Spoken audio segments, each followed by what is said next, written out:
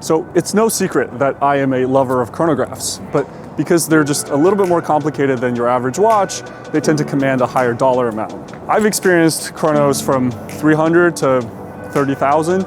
The sweet spot is right around 2K, where you're getting a lot of value for your dollar. So today we're going to compare two chronographs that hail from opposite ends of the world. They're not only beautiful to look at, I find them to be the perfect daily drivers.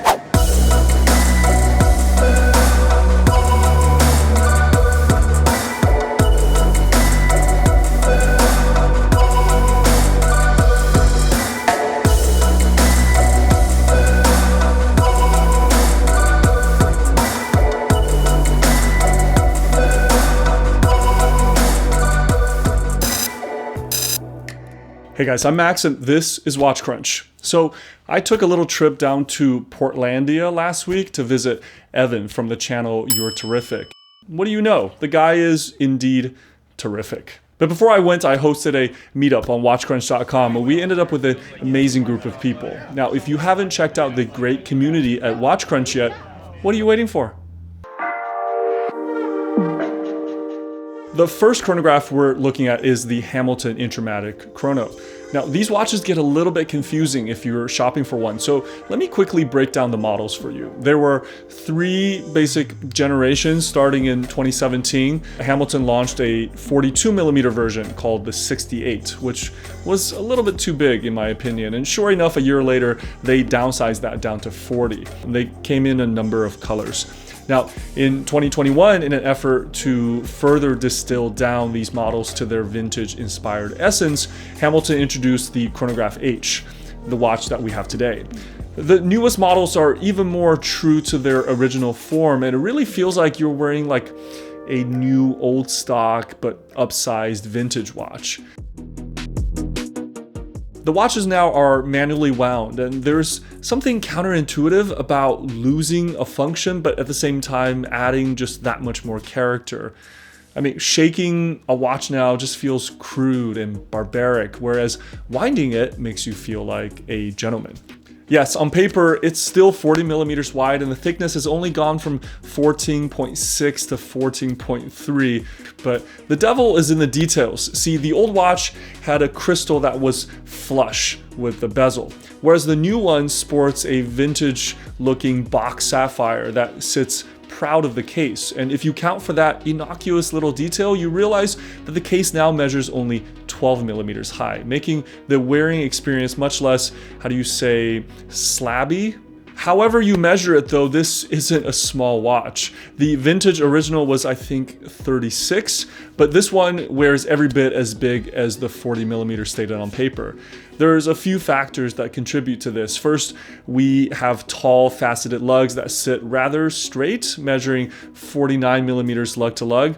The case, it's entirely polished, and the mid case has no sort of fancy curves to hide its girth. One bonus is that you can get it on a mesh bracelet, and I'm really impressed by this bracelet. Though you don't get a fitted in link, the mesh is both supple yet sturdy, and the buckle is a signed deployant. Another reason why I love the new version is in the dial details. The Chronograph H has a cream dial, and the lume has a tasteful touch of faux tina. Hi, my name is Max, and I love fake patina. Especially on a watch that essentially is a reproduction of a vintage 60s chronograph, it just looks so good to me. Now, check out these little details. The subdials are black, but they have a circular graining that gives it like a charcoal iridescence in the light. It really pops on top of the ultra matte cream dial. The subdial hands are eggshell white, adding just a touch more contrast, and a stark black chronograph hand points at the inboard tachymeter scale. It's all these little details that show you that someone who really knows their stuff was making conscious design decisions. The whole watch is just well proportioned with the classic bicompax design. It's lost the date at 6 from previous models, leaving the dial unmolested and saving you the hassle of always wondering what the date is on your watch. Now, inside both watches we're discussing today are the derivatives of the Valjoux 7750. But before we get into the technicals, guys, do me a favor, tap that like button. Also make sure you're subscribed because I've got a really exciting video I'm cooking up. It's about the watch that I just bought for my birthday. The late 60s was a hotbed of chronograph development. A few prominent chrono movements came out of that era. We had the high-strung El Primero from Zenith, the elegant Caliber 11 from Heuer and Breitling, but it was really the blue-collared Valjoux that democratized this complication for the masses. A no-frills, horizontal clutch, cam-operated machine, this movement found its way into so many of the budget-conscious chronographs that we love both then and even today. Now, some of you might have seen my full review of the Yunhan's Chronoscope. And by now, the honeymoon phase is sort of worn off, so let me tell you a few things that have stuck around. First, this is the newest rendition of the Max Bill. It has a sapphire crystal, a black anodized case, and a new, more contrasty looking dial. A modern twist on a classic, but still quintessentially Bauhaus. I mean, how much better of a story can you get than a watch that was designed by an original disciple of the Bauhaus school? Now, details about the Max Bill that I love are the highly legible stick hands. They're slightly curved at the tip to duck under the crystal. A really balanced layout with the subdials at 12 and 6. The flat pump pushers that have a really distinct kind of feel on the fingertips, and even the quirky sans serif font.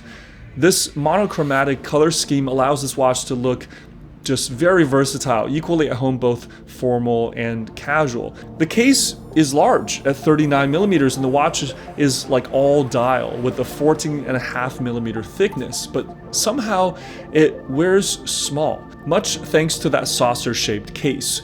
So personally, if I had to choose one between the Hamilton and the Yunhans, which one would it be? It's a very subjective decision, but let's let the crunch score decide. I'd give the design category to the Yunhans because it's just a little bit more timeless in my eyes. The Hamilton definitely is better finished, plus it comes with a bracelet, so it wins in that category. Now, they both have essentially the same movement, like I said. Hamilton is like the OG American watch brand, so it's got great history, but I feel like you can't really beat the story of the Bauhaus. But then again, the Hamilton can be had for a few $100s cheaper. So tallying it up the score, and I didn't plan this, they come out identical. But personally, I'd probably still over time gravitate towards the Max Bill because I think it occupies a space in my collection that just doesn't overlap with other watches. Now, other notable mentions that I haven't talked about that I adore are the Tissot PRX chronograph, the Baltic Tri-Compacts, and the Zen 356. I think all beautiful watches that kind of hit it out of the park. But guys, let me know what your favorite everyday chronograph is. I'll put a link in the pinned comments below to a more extended discussion on Watch Crunch. Stay crunchy, San Diego. I'll see you in the next one.